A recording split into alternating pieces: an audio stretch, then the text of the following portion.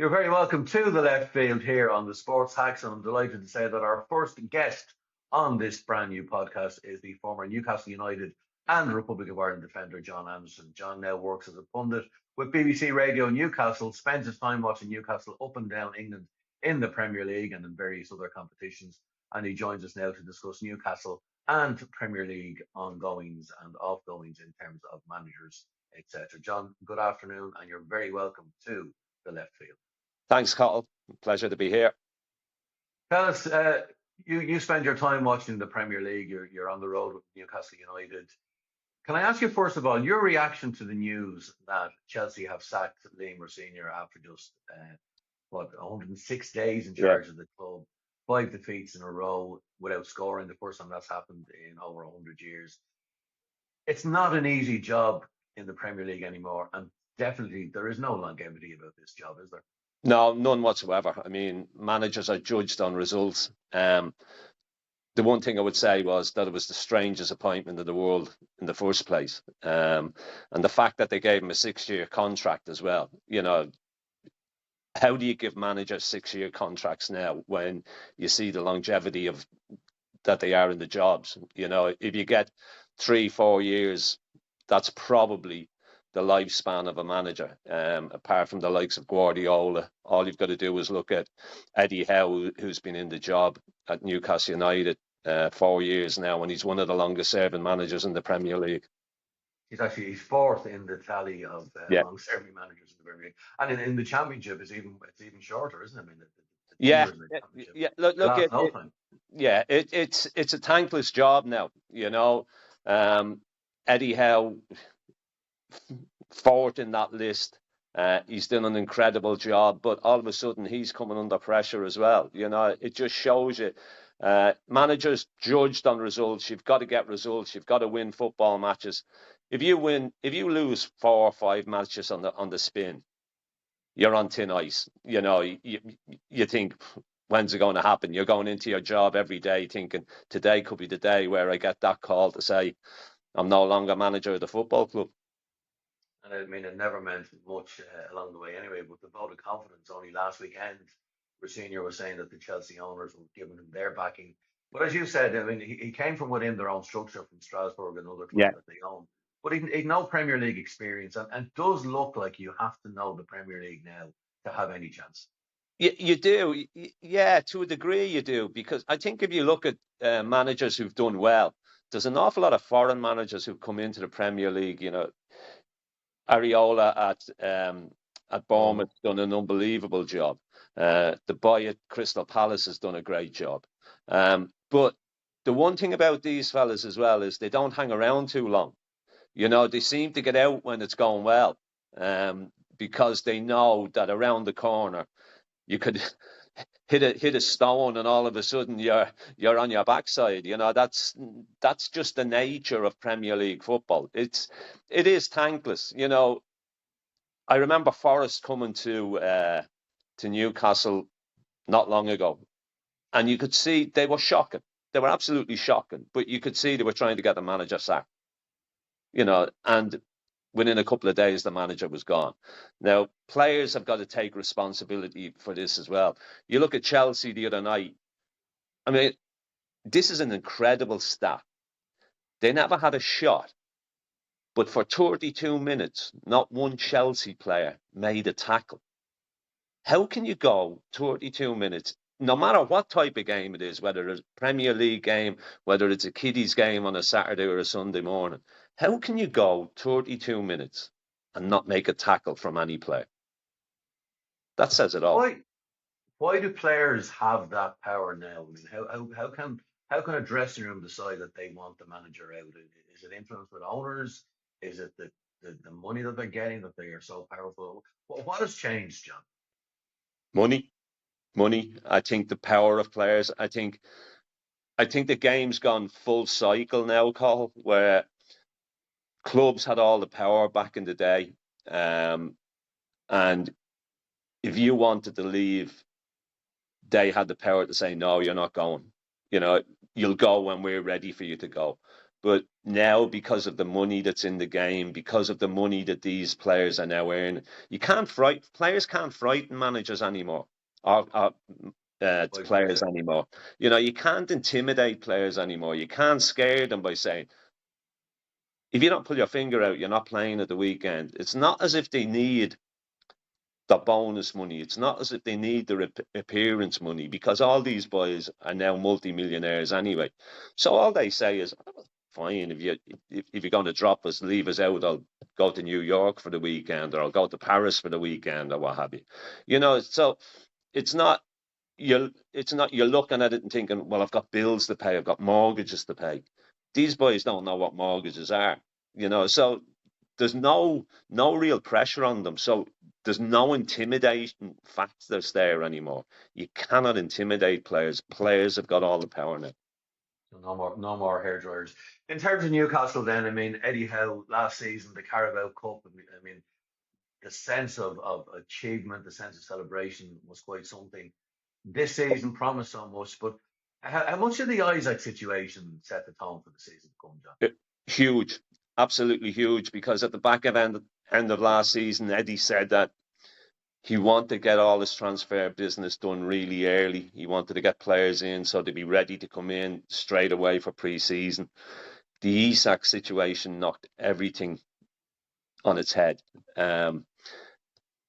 In hindsight, the Isak situation was probably dealt with very poorly. They knew from the back end of last season that Isak wanted to go. They did their utmost to try and get him to stay, but that was never ever going to be the case. And then it dragged on and dragged on. And then when he did go, they were then in a situation where they were desperate to get players in. They didn't get their first, second, or third choices in. So there was panic buying. That's So been reflected, hasn't it, in how those big players style. did come in. And yeah, look, Isak was he was a big cog in the way that we played. He started everything off. He started that press. You can't take 20 odd goals out of a team that he got last season and not replace them. But not only did he score goals, he created goals for other people. Opposition knew how dangerous he was. He dragged defenders all around the park and created space for other people as well. So losing him was a huge blow. It could have been dealt with better.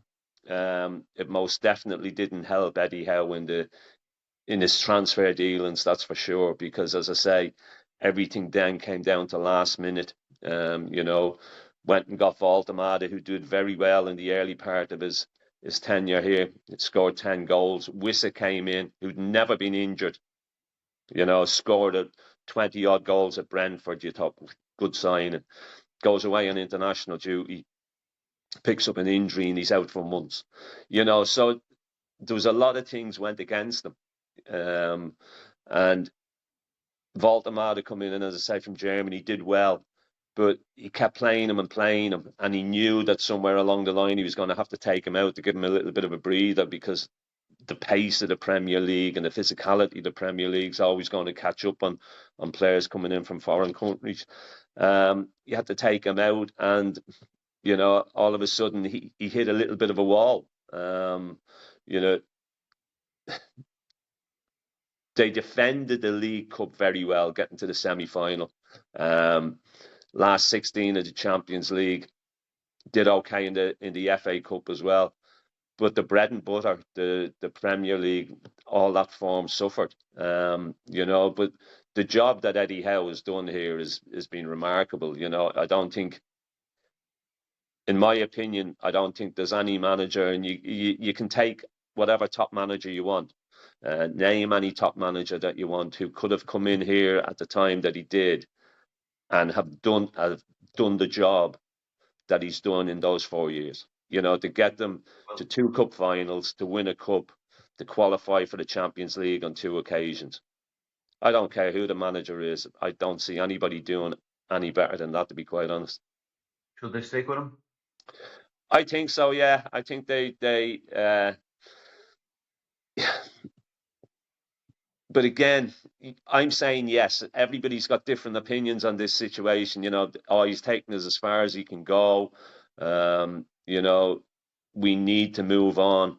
But it comes back to what we were talking about earlier, how thankless a job being a manager of a Premier League football club is, and the lifespan of a Premier League football manager.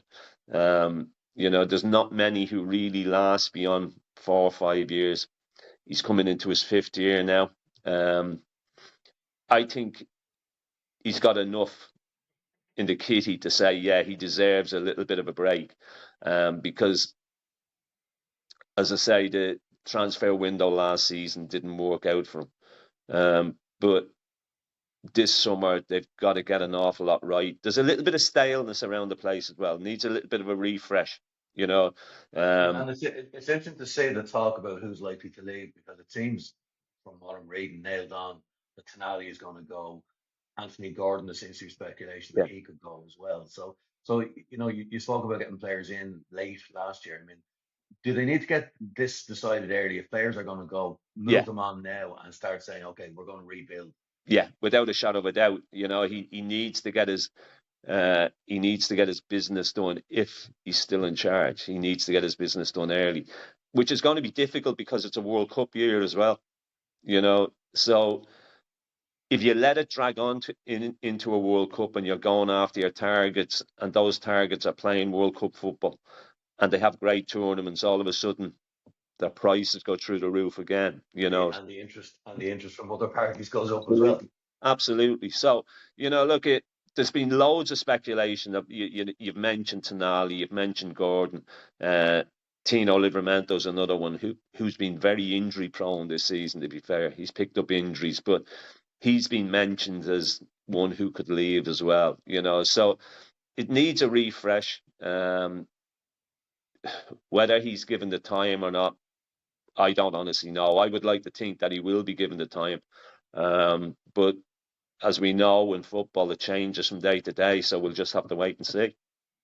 What's the owners? I mean, they're very private about this. There is obviously, you play a bit of golf yourself, John, so you know Yeah. that the Saudis, it looks like they're going to pull out a live at the end Yeah. of this year. Is there any speculation in Newcastle that maybe they'll have another look given everything that's gone on in the world, or do they seem You, happy with the investment? you know what it is, Cottle? Since they've come in, they've said very, very little. Hmm. They've obviously Amanda Stavely was here originally. She brokered the deal. She said everything. She communicated with supporters. Supporters loved her because she was prepared to tell people what was going on and one thing and another. Kept supporters in the loop about what was happening within the football club. Since she's gone, there's been very little coming out of the football club. The Saudis say very, very little. They haven't been at too many games. They're coming over, is it next week, I think, for a meeting of the hierarchy, the people in charge here at the moment, with Eddie Howe and one thing and another. So they're coming over for that. So it'll be interesting to see how that goes. That pans out, What yeah. they're saying is that it's coming over to talk about the club going forward and next season and what's going to happen and transfers and one thing and another. So I think there's going to be an awful lot of interest to see what happens in that meeting when they arrive. So you should have a good indication next week if it is going to Yeah, be Eddie Howe's fifth year, full year, sixth year, whatever. yeah, Maybe you never know. They might even extend this contract. They might be brave enough to say we need possibly. longevity. Yeah, possibly. Yeah. I think that could happen. But you can't say for definite what's going to happen. Um, you know, the 4 years have been great because, as I say, the two cup finals and Champions League and everything else, and there's been some great nights at St James's Park and some great games. But managers are judged on results, and after when the last international break came along, prior to that, we looked really leggy. We looked physically, not just physically, but mentally worn out as Mentally, well. yeah. So you thought that 3 week break, that's great, that's brilliant. It gives us time to get back to what we were. to recharge the batteries, have 3 weeks where he can get players on the train and pitch and one thing and another and go again. So we went to Palace and we were awful at Palace. We got beaten by Bournemouth. They're just gone and we weren't great. The problem we've got at the moment is we don't look like keeping clean sheets, but we don't look like scoring goals at the other end. So it's a major problem. And he's got 5 games left. We said prior to straight after that international break, there were 7 games to go. To give yourself a realistic chance of qualifying for any European football, probably needed to win 5 of those 7 games. Something that we haven't done in the league all season. We've never gone on a sustained run of winning games of 5, 6, 7 games. And now it's down to the stage where he's lost 2 of those opening 7. He's now got to probably win all the remaining games. And if you're perfectly honest, no matter how black and white you are and how much you support the football club, we haven't been able to do it all season. It's just not like a light switch where you can just flick it on and off and say, right, all of a sudden we're going to win 5 on the trot. You just don't see that happen. If he was to go, John, where do they even start to look for a replacement? Because there's going to be so much competition for managers this summer. $6 million question. Absolutely $6 million question. The Bournemouth were up here. Their manager's calling it a day. There's talk that he wants to go back to Spain because that's where his family is, and he's been mentioned. Pep Guardiola's been mentioned. Well, and I don't see Pep Guardiola. I have to say, Jose